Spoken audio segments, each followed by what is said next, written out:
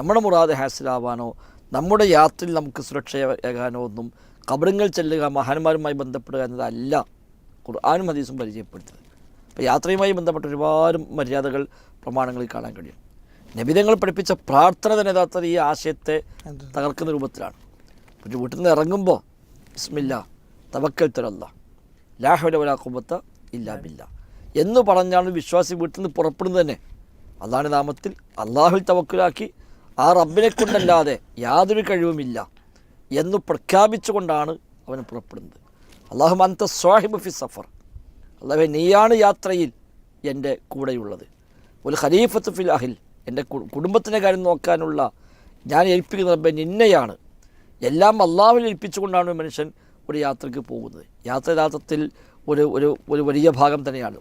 ആ യാത്രയ്ക്ക് ഇറങ്ങുമ്പോൾ തൻ്റെയും തൻ്റെ കുടുംബത്തിൻ്റെയും തൻ്റെ സമ്പത്തിൻ്റെയും എല്ലാ കാര്യങ്ങളും പടച്ചറബിൽ ഏൽപ്പിച്ച് അല്ലാഹുമ്മ ഇന്നി അഊദു ബിക മിൻ വഅസാഇ സഫർ വകആബത്തിൽ മൻദർ വസൂഇൽ മുൻഖലബ്, അല്ലാഹുവേ ഈ യാത്രയുടെ ക്ലേശങ്ങളിൽ നിന്ന്, ഒരിക്കലും കേൾക്കാനും കാണാനും ആഗ്രഹിക്കാത്ത അത്തരം ചില കാഴ്ചകളുണ്ടാകുന്നതിൽ നിന്നൊക്കെ റബ്ബേ എന്നോടിതാ കാവലിനെ തേടുന്നു എന്ന് പറഞ്ഞ് എല്ലാം റബ്ബിലേക്ക് ഏൽപ്പിച്ച് അല്ലാഹു എൻ്റെ യാത്ര എളുപ്പമാക്കണേ, ദൂരം നീ കുറച്ച് തരണേ എന്ന് പൂർണ്ണമായും തൗഹീദ് പ്രഖ്യാപിച്ചുകൊണ്ടാണ് നബിതങ്ങളെ പഠിപ്പിച്ച ഒരു യാത്ര.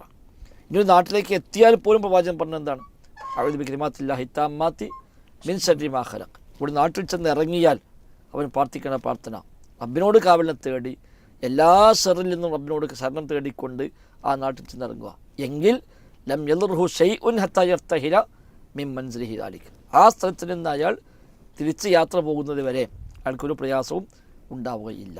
ഇങ്ങനെ ഒരു യാത്രയിലുടനീളം പടച്ച റബ്ബിനെ ഓർത്തും ആ റബ്ബിൽ തവക്കുലാക്കിയും അവനോട് പ്രാർത്ഥിച്ചും അവനെല്ലാം സമർപ്പിച്ചും പോകാനാണ് ഇസ്ലാം പഠിപ്പിക്കുന്ന യാത്രകൾ മുഴുവനും. അതിനെയാണ് ഇവിടെ യഥാർത്ഥത്തിൽ മഹാന്മാരുടെ മദത് ഉണ്ടാകും, അവർ സഹായിക്കും, അവരൊക്കെ പോയി പറഞ്ഞിട്ട് വേണം ഒരു യാത്ര പോകാൻ, അവരോടെല്ലാം ഏൽപ്പിച്ചിട്ട് വേണം യാത്ര പോകാൻ എന്നൊരാശയം യഥാർത്ഥത്തിൽ ഷിയാക്കളാണ് ആ ആശയം ഇവിടെ കൊണ്ടുവന്നത്. ആ ഷിയാക്കളിൽ നിന്ന് സൂഫികൾ അത് ഏറ്റെടുത്തു. സൂഫികളിൽ നിന്ന് പിന്നീട് സമസ്ത അതിവിടെ പ്രചരിപ്പിക്കാൻ തുടങ്ങി. അതാണ് ഇത്തരം പല ഉസ്താദുമാരും കൊണ്ടുവന്ന് സമൂഹത്തിലേക്ക് ഇറക്കുമതി ചെയ്യുന്നത്. അതല്ലാതെ ഇസ്ലാം പഠിപ്പിക്കുന്ന ഒരു യാത്രാ മര്യാദകൾ എവിടെയെങ്കിലും ഖബറുകളിൽ ചെല്ലുക, മഹാന്മാരുമായി ബന്ധപ്പെടുക, അവിടെ മദത് തേടുക എന്നൊരു രീതി എവിടെയും പഠിപ്പിക്കപ്പെട്ടിട്ടേ ഇല്ല എന്ന് നമുക്ക് കാണാൻ കഴിയും. വല്ലാഹു അഅലം.